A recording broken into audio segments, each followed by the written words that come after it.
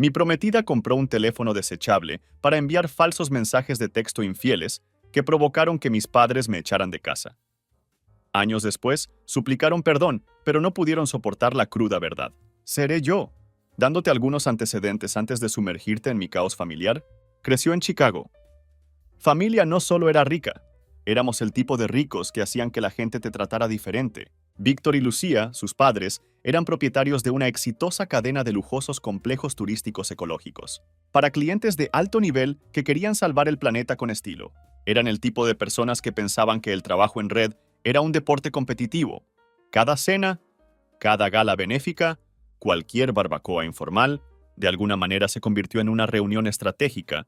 Su orgullo, además de sus complejos turísticos, era la relación con otra poderosa familia. Esta otra familia tenía una empresa de organización de eventos. Estas familias eran como una sociedad de negocios perfecta, alimentándose mutuamente de sus puntos fuertes. Planearon los acontecimientos, los acogimos. Los padres actuaron como si su vínculo estuviera escrito en las estrellas. Así que cuando empecé a salir con su hija Elena, mis padres no podrían haber sido más felices. De hecho, feliz ni siquiera lo cubre. Estaban prácticamente dando vueltas de la victoria. Tenía 26 años entonces. Empezar a trabajar en la empresa familiar. Elena tenía 25 años. Ya metida de lleno en la gestión de partes de la empresa de sus padres, nos conocimos en una de esas típicas fiestas de networking, por las que nuestras familias eran conocidas, donde todo el mundo llevaba ropa de diseño y sonreía un poco demasiado. Al principio, Elena y yo congeniamos por lo mucho que teníamos en común. Ambos crecimos con un sentido de la obligación, siempre consciente de que el apellido venía con expectativas. Podríamos bromear sobre lo absurdo de nuestras vidas, como nuestros padres programaban las cenas familiares con 2 meses de antelación, o cómo los dos tuvimos que aprender la forma correcta de hacer un brindis a los 10 años. Sentí que nos entendíamos, y eso era raro para mí. Para cuando empezamos a salir oficialmente, nuestros padres actuaban como si fuera lo mejor que les hubiera pasado nunca. Por fin la nueva generación toma las riendas, decía mi padre, como si nuestra relación fuera un hito empresarial. Cada evento familiar se convirtió en una sesión de fotos para Javier y Elena. ¿El futuro? Al principio no me importaba. Yo era joven. La atención se sentía bien en cierto modo, pero no pasó mucho tiempo antes de que las grietas comenzaron a mostrar, no en público, por supuesto, pero a puerta cerrada. A Elena le encantaba ser el centro de atención, era encantadora, pulido. Podía dominar una habitación como si fuera su escenario. Le encantaba ser conocida como la mitad de la pareja de oro. Para ella nuestra relación no era solo sobre nosotros. Se trataba de la imagen, la marca y cómo miramos al mundo. Si alguna vez quería una noche tranquila, me haría sentir culpable. Se supone que estamos construyendo algo más grande aquí. La gente nos observa. Mis padres no ayudaron. La adoraban. Mi madre la llamaba la nuera perfecta, lo que siempre hacía las cosas incómodas teniendo en cuenta que ni siquiera era mi prometida. Mi padre, que normalmente era difícil de impresionar, se desvivía por elogiarla. No era solo su encanto, era lo que ella representaba para ellos. Elena era un puente entre nuestra familia y la suya, cimentando una asociación que podría durar generaciones, y ese era el problema. Todo el mundo veía nuestra relación como algo más que una relación. Era una estrategia comercial. Mis padres solían soltar comentarios sutiles sobre nuestro futuro. «Ustedes dos son imparables», dijo mi mamá una noche después de una cena. Como si nos estuviera felicitando por una fusión, llevarás a ambas familias a nuevas alturas. Quería gritar, ¿y si no quiero esto? ¿Y si Elena no es la persona para mí? Pero no lo hice. Mantuve la boca cerrada porque sabía lo mucho que significaba para ellos. Las cosas solo empeoraron con el paso del tiempo. Elena y yo empezamos a discutir más. Ella tenía esta manera de hacerme sentir culpable por siquiera pensar en retroceder. Si no quería ir a algún evento con ella, decía cosas como, ¿te importa siquiera lo que estamos construyendo? Ya no se trataba de nosotros. Se trataba de esta imagen que tenía en su cabeza de lo que se suponía que debíamos ser. Una vez, sugerí dar un paso atrás de todas las apariciones públicas, centrarse en nosotros. Su respuesta: no podemos desaparecer, Javier. La gente espera vernos juntos. ¿Sabes lo mal que quedaría si empezáramos a retroceder ahora? La peor parte fue cómo mis padres actuaron como si Elena no pudiera hacer nada malo. Cada vez que expresaba la más mínima preocupación, se la quitaban de encima. «Sois tan buenos juntos», decía mi madre. Ignorando por completo la tensión, mi padre me dijo una vez: «Tienes suerte de tener a alguien como Elena. No lo des por sentado». Al principio pensé que tal vez yo era el problema. Tal vez no me estaba esforzando lo suficiente, o no la apreciaba lo suficiente, pero en el fondo sabía que no era eso. La verdad es que no éramos compatibles. Puede que sobre el papel parezcamos estupendos, pero en realidad no éramos buenos el uno para el otro. Empecé a sentirme como si estuviera interpretando un papel en la película de otra persona. Cada vez que íbamos a una fiesta o a una cena, ponía mi mejor sonrisa y fingía que todo iba bien. Pero por dentro me sentía atrapada. Miraría a toda esa gente felicitándonos por ser perfectos. Y me pregunto cuántos de ellos sabían realmente algo de nuestra relación. Hubo una noche que realmente me impactó.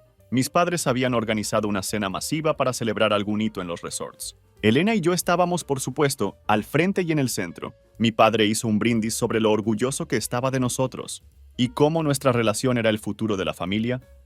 Todos aplaudieron y sonrieron, mientras yo me quedaba allí sosteniendo mi bebida y sintiéndome como un accesorio. Esa noche me quedé despierto mirando al techo, preguntándome cómo he llegado hasta aquí. No estaba enfadado con Elena, ni siquiera con mis padres. Estaba enfadado conmigo mismo por dejar que llegara tan lejos. Quería liberarme, pero no sabía cómo. Sentí que dejar a Elena no era solo terminar una relación. Estaba defraudando a mi familia, a su familia y a todos los que nos habían apoyado. Mirando hacia atrás me di cuenta de que debería haber hablado antes, pero en ese momento parecía imposible. Me decía a mí mismo que tal vez las cosas mejorarían, que tal vez solo tenía que esforzarme más.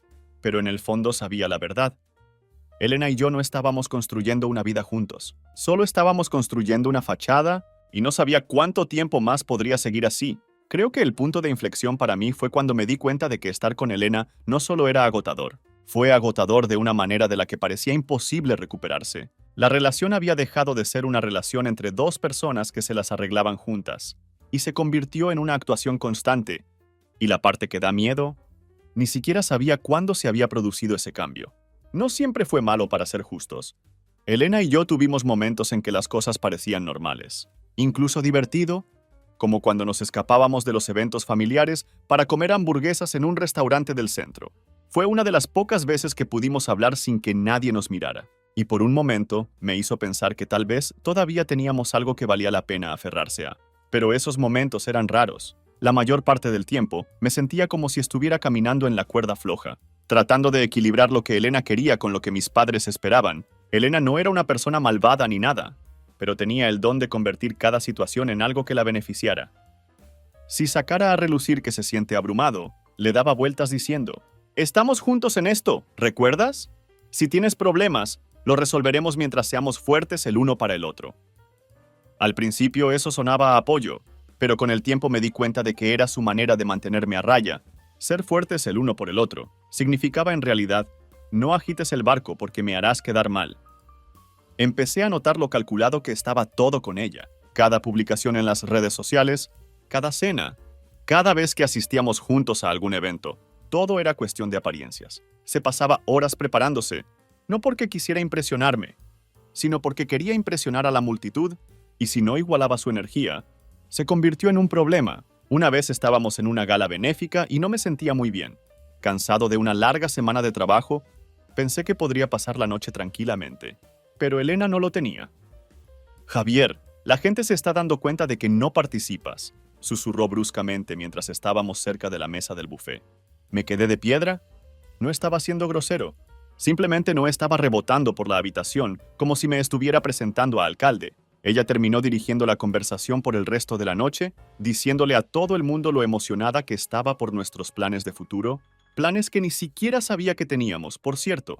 Me sentía como si estuviera viendo mi propia vida suceder desde el exterior. Con Elena narrando el guión, las cosas empeoraron cuando mis padres empezaron a pesar. Mi madre hacía pequeños comentarios como: «Elena mencionó que parecías estresado últimamente. Deberías hablar con ella. Ella es tan comprensiva». O mi padre casualmente mencionaba lo importante que era mantener a tu pareja feliz, como si yo no estuviera ya haciendo todo lo posible para satisfacer las expectativas de todo el mundo. Sentí como si Elena y mis padres estuvieran en el mismo equipo, y yo solo estaba en el viaje. Mi hermana María tampoco fue de mucha ayuda. Ella estaba firmemente en la esquina de Elena, diciendo constantemente lo bien que estábamos juntos y cómo deseaba tener una relación tan sólida como la nuestra. Cada vez que insinuaba ser infeliz, ella se desentendía como si yo estuviera siendo dramático. La cosa es, no creo que Elena intentara ser manipuladora a propósito. Ella realmente creía en la idea de nosotros como una pareja poderosa. En su mente éramos dos personas ambiciosas construyendo algo increíble juntos. Pero esa no era la realidad. No estaba construyendo nada. Solo estaba siguiendo su ejemplo, asintiendo con la cabeza a cualquier narrativa que creara. Recuerdo una noche cuando salimos con sus amigas. Otra de esas citas dobles en las que todos intentan superarse con historias sobre el trabajo o las vacaciones. Elena estaba en su elemento, riendo y contando alguna historia sobre cómo planeábamos un viaje a Europa. Ni siquiera había oído hablar de este supuesto viaje. Cuando su amiga me preguntó, tuve que esforzarme para encontrar una respuesta vaga. Más tarde, cuando se lo comenté a Elena, se lo quitó de encima. Solo estaba pensando en voz alta, dijo. ¿Pero no sería genial si lo hiciéramos? A todo el mundo le encantó la idea. Piensan que somos tan aventureros. No se trataba de hacer un viaje, se trataba de la imagen de nosotros como esta pareja de la Jet Set. Con el paso de los meses, empecé a sentirme más desconectado. Elena no se dio cuenta, o tal vez sí, pero no le importaba. Mientras continuara el espectáculo, sentía que no podía respirar. Cada día se trataba de montar un espectáculo, ya fuera por nuestras familias, sus amigos o la comunidad empresarial. Empecé a evitarla cuando podía, no de forma obvia, pero de pequeñas maneras. Trabajar hasta tarde, cancelación de planes en el último minuto, o fingir estar demasiado cansado para conversaciones largas. Al principio pensé que tal vez solo necesitaba un poco de espacio para resolver las cosas, pero cuanto más espacio tengo, más me daba cuenta de lo bien que me sentía sin su presencia constante. Incluso cuando estábamos juntos parecía que no conectábamos realmente. Hablaba de alguna nueva oportunidad de negocio, o un evento elegante al que quería que asistiéramos, y yo asentía con la cabeza, apenas prestando atención, cuando intenté sacar cosas que realmente me importaban, como que estaba considerando alejarme del negocio familiar. Ella lo descartaría. O dirigir la conversación de nuevo a algo que le importaba. Una noche le dije que estaba pensando en tomarme un tiempo para viajar por mi cuenta, solo para despejarme. Me miró como si le acabara de decir que quería mudarme a Marte. ¿Por qué harías eso?, preguntó. Realmente confundido. Estamos construyendo un futuro juntos. No puedes irte y dejarlo todo atrás. Fue entonces cuando me di cuenta, Elena no me veía como una persona con mis propios sueños y luchas. Para ella yo solo era una pieza del puzzle, alguien que encajara en la vida que ella quería crear, y la parte más aterradora fue, la dejaría hacerlo. No sé exactamente cuándo empezó el resentimiento, pero una vez allí, no podía ignorarlo. Cada vez que hablaba de nuestro futuro, tenía ganas de gritar. No era nuestro futuro, era de ella. Y yo solo era un actor secundario. Si hubiera pensado que las cosas con Elena estaban tensas antes, nada podría haberme preparado para lo que vino después. No era feliz en la relación, pero me decía a mí misma que no era el momento de romper. Entre la presión familiar, conexiones comerciales y el don de Elena para hacerme sentir culpable de todo, era más fácil poner mis sentimientos en un segundo plano. Eso cambió cuando Elena soltó una bomba que no vi venir. Empezó un martes por la noche al azar. Acababa de llegar a casa del trabajo, cansado y molesto de lidiar con un largo día de reuniones. Planeaba pedir comida para llevar y relajarme frente al televisor, cuando recibí un mensaje de María, mi hermana. El mensaje solo decía, llámame ahora. María y yo no hablábamos mucho fuera de las reuniones familiares, así que su urgencia me despistó. La llamé, medio esperando que necesite un favor, o quejarse de algo trivial. En lugar de eso se lanzó a una diatriba furiosa, en el momento en que cogió, ¿cómo has podido hacerle esto a Elena?, espetó. Su voz llena de ira. Confundido, pregunté, ¿de qué estás hablando? Sabes exactamente de lo que estoy hablando, respondió ella. Elena me mostró los mensajes. No puedo creer que la traicionaras así. ¿Mensajes? ¿Traicionarla? Nada de esto tenía sentido. María estaba prácticamente gritando, acusándome de ser un mentiroso y un tramposo. Intenté interrumpirla para averiguar qué pasaba, pero no me dejaba decir ni una palabra. Me dijo que era repugnante, egoísta, y que había humillado a Elena y a toda la familia. Finalmente conseguí preguntar, ¿qué mensajes? ¿De qué estás hablando? Fue entonces cuando María explicó. Al parecer Elena le había mostrado capturas de pantalla de mensajes de texto entre yo y otra mujer. Según estos textos, había estado llamando a esta mujer nena, hablando de escabullirse y haciendo planes para reunirnos. Elena afirmó que había encontrado los mensajes en mi teléfono y había estado devastado durante semanas antes de decidirse finalmente a enfrentarse a María al respecto. Al oír esto, se me cayó el estómago. No porque hubiera hecho algo malo. Yo no había... Pero como ya sabía que nadie me iba a creer, Elena está mintiendo, dije firmemente. Nunca envié esos mensajes. Ni siquiera sé quién es esta mujer. María no se lo tragó. ¿Así que estás diciendo que Elena se lo inventó todo? Dijo sarcásticamente. ¿Por qué iba a hacer eso, Javier? Ella te quiere. Ella no ha sido más que un apoyo y así es como la tratas. La conversación terminó con María diciéndome que no quería ni mirarme y que esperaba que descubriera cómo ser mejor persona.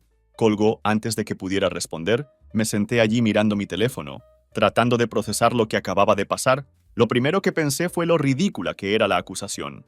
Nunca había engañado a Elena. Ni siquiera había pensado en hacer trampa. El segundo pensamiento fue que Elena debe haber falsificado esos mensajes. ¿Pero por qué? La respuesta me golpeó como una tonelada de ladrillos. Elena sabía que me estaba alejando. Ella lo había sentido por un tiempo. Por mucho que intentara ocultarlo, esta era su manera de darle la vuelta al guión. Si yo fuera el malo, ella sería la víctima. Ella no solo me mantendría en la relación, también tendría a mi familia completamente de su lado. En los siguientes días todo se salió de control. Elena ya había ido a mis padres con las capturas de pantalla, y para cuando intenté explicar mi versión, no les interesaba. Te criamos mejor que esto, dijo mi madre durante una llamada telefónica, donde apenas me dejaba hablar. Elena está devastada. Ha hecho tanto por ti y así es como se lo pagas. Ella no inventaría esto. Hemos visto los mensajes, añadió mi padre. Tienes que asumir la responsabilidad de tus actos. Era como hablar con una pared de ladrillos. Por mucho que insistiera en que los textos eran falsos, nadie me creía. Elena ya había pintado el cuadro de la novia con el corazón roto, y me eligieron como el villano tramposo. Las consecuencias fueron brutales. Mis padres convocaron una reunión familiar, que en realidad era solo una emboscada. Elena estaba allí, sentada junto a mi madre y llorando en voz baja, mientras mi padre me destrozaba. ¿Sabes lo que has hecho?, dijo. Has avergonzado a la familia. ¿Tienes idea de lo difícil que va a ser arreglar esto? Cada vez que intentaba defenderme, Elena se secaba una lágrima y decía algo así como, no entiendo por qué me haces esto. Era como si lo hubiera ensayado todo. Mis padres se lo comieron, consolándola mientras me miraba como si yo fuera la escoria de la tierra. Lo que más dolió ni siquiera fue la traición de Elena, fue la reacción de mi familia. Ni siquiera me dieron el beneficio de la duda. No hacían preguntas ni intentaban comprender. Acaban de aceptar la historia de Elena, y decidió que no valía la pena defenderme. En una semana fui efectivamente repudiado. Mi padre me dijo que no podían tener a alguien como yo manchando el nombre de la familia y poniendo en peligro su relación con la familia de Elena. Es mejor para todos si te mantienes alejado, dijo. Necesitas averiguar tus prioridades. No sabía qué me dolía más, el hecho de que mis padres creyeran las mentiras de Elena o el hecho de que estuvieran dispuestos a cortarme tan fácilmente. Las cosas se pusieron aún peor cuando se corrió la voz a la familia extendida. De repente estaba recibiendo mensajes críticos de primos, tías e incluso amigos de la familia, gente a la que apenas conocía, llamándome tramposo y desgraciado. Una de mis tías publicó algo pasivo-agresivo en Facebook sobre cómo la lealtad y la honestidad son los cimientos de una familia. No me menciona por mi nombre, pero todo el mundo sabía de lo que hablaba. Los únicos que me apoyaron fueron un par de amigos íntimos, que me recordó que la verdad saldría a la luz en algún momento, aunque en ese momento no parecía que fuera. Lo peor fue saber que Elena andaba por ahí haciéndose la víctima, mientras yo me quedaba recogiendo los pedazos. No solo había arruinado nuestra relación, ella había destruido completamente mi posición con mi familia. Y la cosa es, ser repudiado por tu familia no es algo para lo que te prepares. No es como si hubiera un manual titulado «Cómo reconstruir tu vida cuando todos piensan que eres basura». Durante las primeras semanas estuve en la niebla, sentí como si me hubiera atropellado un tren, y ahora solo vagaba por los restos, tratando de averiguar qué camino era hacia arriba, después de la caída con Elena y mi familia. Recogí mis cosas y me fui de Chicago. Realmente no tenía un plan, solo una vaga idea de que necesitaba estar en algún sitio, en cualquier otro lugar. Acabé en Nashville, Tennessee, sobre todo porque había estado una vez en una conferencia y recordaba que me gustaba el ambiente. No fue un movimiento llamativo, pero al menos estaba lo suficientemente lejos del recordatorio constante de lo que había perdido. Los primeros meses fueron duros. Me alojé en un apartamento barato a las afueras de la ciudad, uno de esos lugares donde las paredes son finas y puedes oír a tus vecinos gritarse unos a otros por la telerrealidad. No era glamuroso, pero era mío. Y por primera vez en mucho tiempo, sentí que tenía cierto control sobre mi vida. La primera prioridad era conseguir trabajo. De vuelta en Chicago había estado trabajando en el negocio familiar. Gestionar las operaciones de uno de nuestros complejos no era exactamente un conjunto de habilidades que gritaba empezar de nuevo en una nueva ciudad, pero tenía que hacer que funcionara. Busqué en bolsas de trabajo, envió innumerables solicitudes y fui a entrevistas que parecían diseñadas para aplastar mi alma. Finalmente conseguí un trabajo en marketing digital. No era glamuroso ni emocionante, pero pagaba las facturas. El primer día de trabajo, entré en una oficina beige llena de cubículos y luces fluorescentes.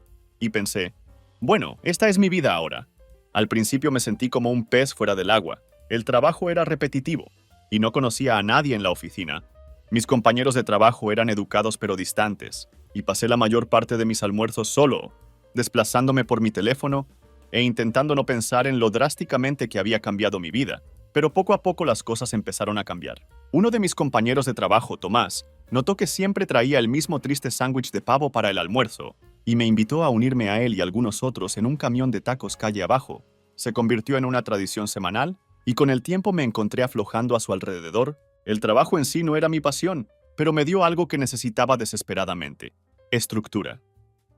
Me lancé a ello, decidido a probarme a mí mismo que podía hacerlo por mí mismo. Trabajé muchas horas, aprendí todo lo que pude sobre el sector, y empezó a labrarse una reputación como alguien que podía cerrar tratos.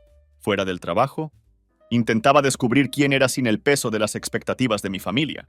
De vuelta en Chicago, todo lo que hacía parecía que tenía que servir a un propósito mayor, ya sea para la empresa familiar o para nuestra imagen.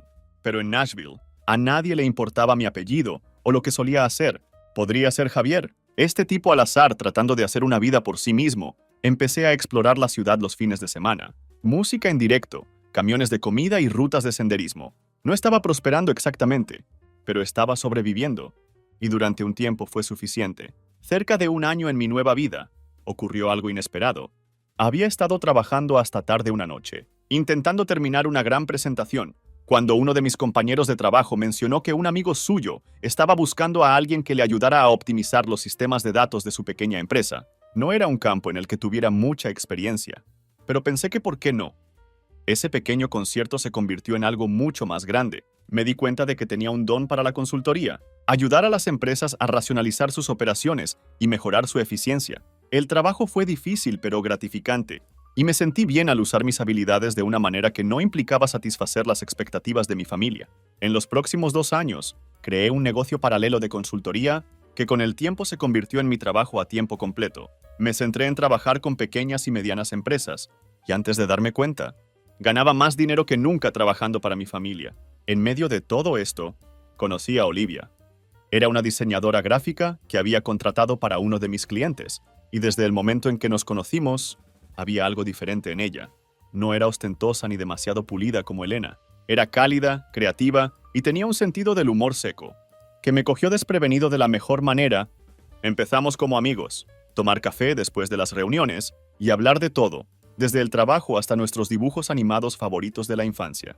No pasó mucho tiempo antes de que esas citas para tomar café se convirtieran en algo más. Estar con Olivia se sentía fácil de una manera que no sabía que era posible. No le importaban las apariencias ni el estatus. Ella se preocupaba por mí, simple y llanamente. Al tercer año en Nashville, estaba prosperando. Tenía un negocio exitoso, un socio solidario y una vida que sentía completamente mía. Una cosa que aprendí durante este tiempo fue a dejar ir la amargura. No me malinterpretes. Todavía estaba enfadado por lo que hizo Elena y cómo mi familia lo manejó, pero aferrarme a esa ira no me sirvió de nada. Más me concentraba en construir mi nueva vida. Menos me importaba la gente que me había defraudado. Es curioso lo mucho que puede cambiar cuando te ves obligado a empezar de nuevo. Si me hubieras dicho hace 4 años que estaría viviendo en Nashville, dirigir mi propio negocio y comprometido con alguien como Olivia, no te habría creído. Pero aquí estaba, demostrarme a mí misma que no necesitaba la aprobación de mi familia ni su dinero para tener éxito. Volver a empezar no fue fácil, y hubo muchas noches en las que sentí ganas de rendirme, pero el resultado valió la pena. Entonces, una tarde de la nada, mi teléfono zumbó con un número que no reconocí. Normalmente ignoraría llamadas como esa, pero algo me hizo recogerlo. Javier. Era María, mi hermana. No habíamos hablado en años, no desde que me acusó de ser el peor ser humano del mundo. Sobre esos falsos textos de engaño, oír su voz me resultaba extraño, como abrir la puerta de una habitación que había cerrado hace años. «Hey», dije, manteniendo mi tono neutro. No iba a extender la alfombra roja después de todo lo que había pasado. No perdía el tiempo con charlas triviales. Necesito decirte algo, dijo, su voz temblorosa, sobre Elena, que era un nombre que no había oído en un tiempo, y honestamente yo había estado bien con eso, pero algo en el tono de María me hizo hacer una pausa. Sonaba nerviosa. Culpable. No pude ubicarlo. ¿Qué pasa con ella?, pregunté. María dudó, antes de soltar. Mintió sobre todo. Al principio no dije nada. Dejo que las palabras se queden ahí, esperando que me explique. Aparentemente uno de los amigos cercanos de Elena, una mujer llamada Carla, había llegado recientemente a María con algún tipo de confesión. Carla había descubierto que Elena había inventado todo el escándalo del engaño. No solo había photoshopeado los textos, también había montado conversaciones falsas con un teléfono desechable para respaldar su historia. Carla lo sabía desde hacía años, pero se había callado porque no quería verse involucrada. Supongo que su conciencia finalmente la alcanzó. Cuando María terminó de explicar, hubo un largo silencio en la línea. No sabía qué decir. Por un lado, no me sorprendió. Siempre supe la verdad. Pero oírlo confirmado así, por alguien que se puso totalmente en mi contra, fue de alguna manera satisfactorio. La voz de María se quebró al decir, «Lo siento mucho, Javier. No lo sabía. No quería creerte, pero debería haberlo hecho. Debería haberte dado el beneficio de la duda». No respondí de inmediato. «Ni siquiera sé qué decir», le dije finalmente. «Sé que no puedo deshacer lo que pasó», dijo María. Su tono desesperado.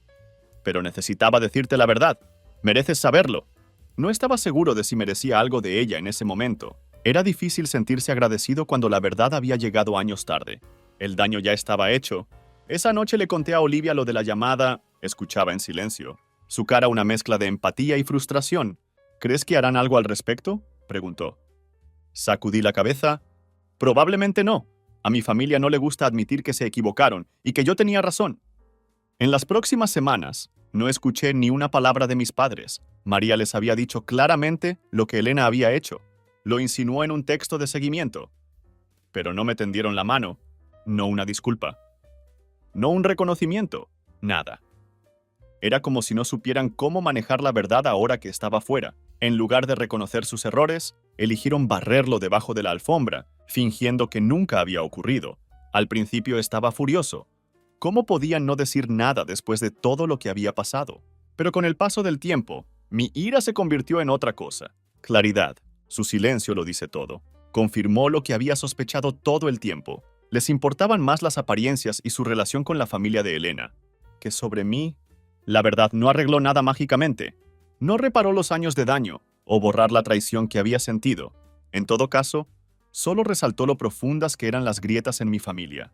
Pero también me dio una extraña sensación de cierre. Decidí no esperar una disculpa que nunca iba a llegar. En lugar de eso, me centré en la vida que había construido en Nashville. Su traición fue horrible, pero también me obligó a crecer en formas que nunca lo habría hecho de otra manera.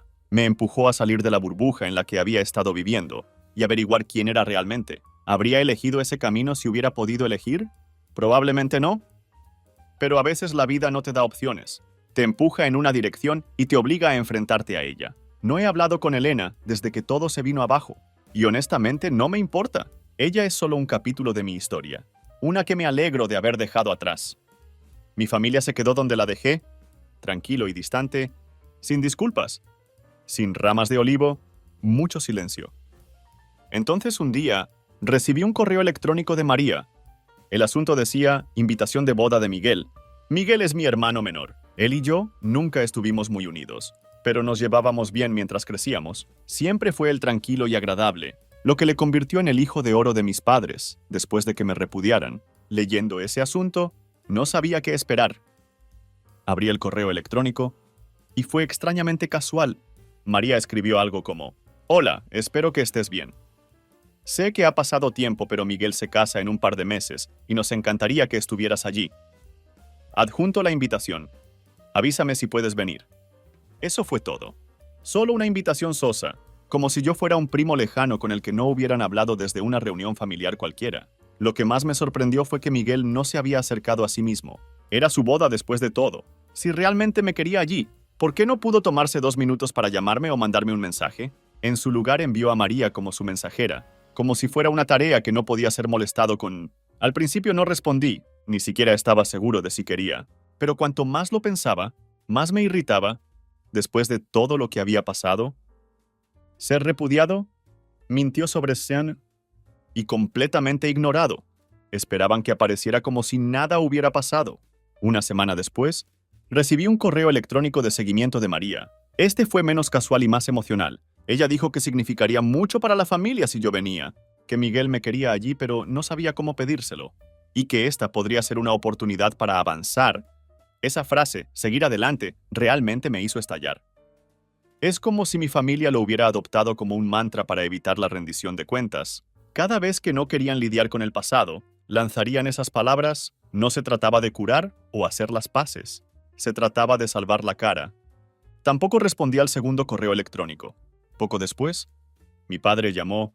Ver su nombre en la pantalla de mi teléfono era surrealista. No había sabido nada de él desde que me dijo que me mantuviera alejada, porque estaba avergonzando a la familia, en contra de mi buen juicio. Recogí. Curiosidad por lo que diría. «Javier», dijo. Su tono enérgico pero no antipático. María mencionó que no has respondido sobre la boda de Miguel. Me quedé callado un momento, esperando a ver a dónde iba esto. Nos gustaría mucho que vinieras, continuó. Es importante para la imagen de la familia estar juntos, y Miguel quiere que su hermano esté allí en su gran día.